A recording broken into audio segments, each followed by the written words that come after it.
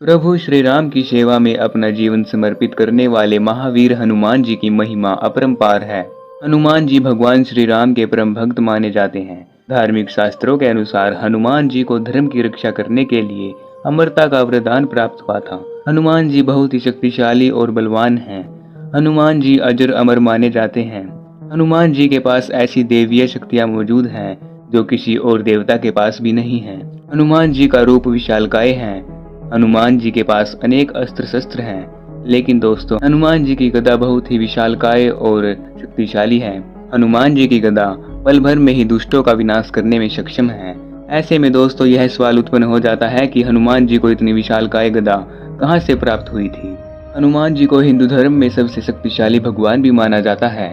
हनुमान जी बहुत ही शक्तिशाली और दिव्य शक्तियों के धनी तो हैं ही। धन के राजा कुबेर हनुमान जी की शक्तियों से बहुत ज्यादा प्रसन्न थे, इसलिए कुबेर देव जी ने ही हनुमान जी को गदा भेंट में की थी। हनुमान जी का सबसे शक्तिशाली हथियार गदा ही माना जाता है।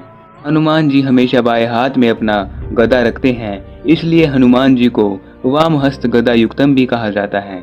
कुबेर देव ने हनुमान जी को गदा देते समय वरदान दिया था कि इस गदा को हाथ में लेकर वे कभी भी किसी भी युद्ध में हार नहीं सकते, और वैसा ही हुआ है दोस्तों। आज तक हनुमान जी कभी भी किसी भी युद्ध में नहीं हारे हैं।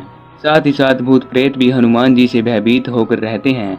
हनुमान जी को गदा मिलने की कहानी तब से शुरू होती है जब हनुमान जी बचपन में सूर्यदेव को एक फल समझकर निगलने के लिए आसमान में उड़ान भर लेते हैं। हनुमान जी मार्ग में आने वाली सभी बाधाओं को एक तरफ करके सूर्य की तरफ बढ़ ही रहे थे।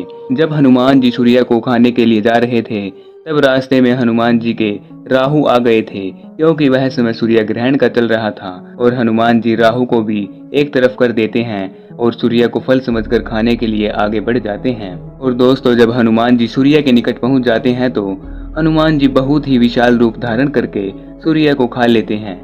जब हनुमान जी सूर्य को खा लेते हैं तभी यह सूचना देवराज इंद्र के पास पहुंचती है और इंद्रदेव क्रोधित हो जाते हैं और सोचते हैं कि यह बालक कौन है जो कि इतने विशालकाय सूर्य को निगल गया है। तब इंद्रदेव हनुमान जी के ऊपर वज्र से प्रहार कर देते हैं। अब वज्र इंद्रदेव का सबसे शक्तिशाली हथियार था। इंद्रदेव के प्रहार से हनुमान जी मूर्छित हो जाते हैं। जब हनुमान जी मूर्छित हो जाते हैं तो पवन देव बहुत ही ज्यादा क्रोधित हो जाते हैं। पवन देव अपने गुस्से पर काबू नहीं कर पाते और पवन देव इस सृष्टि से सारी हवा का संचार को रोक देते हैं। सृष्टि पर हवा न होने के कारण सभी जीव जंतु मरने लग जाते हैं। यह देखकर सभी देवतागण चिंतित हो जाते हैं। सभी देवतागण पवन देव के आगे प्रार्थना करते हैं कि वे इस सृष्टि पर वायु का संचार दोबारा कर दे, लेकिन पवन देव कहते हैं कि जब तक हनुमान जी जीवित नहीं होंगे तब तक वे इस सृष्टि पर वायु का संचार नहीं करेंगे। तब सभी देवतागण मिलकर हनुमान जी को पुनर्जीवित कर देते हैं। सभी देवतागण हनुमान जी को भिन्न भिन्न प्रकार की भेंट देते हैं। उनमें से एक उपहार कुबेर देव भी हनुमान जी को देते हैं और वह उपहार कुछ और नहीं दोस्तों, वह उपहार हनुमान जी की गदा ही थी।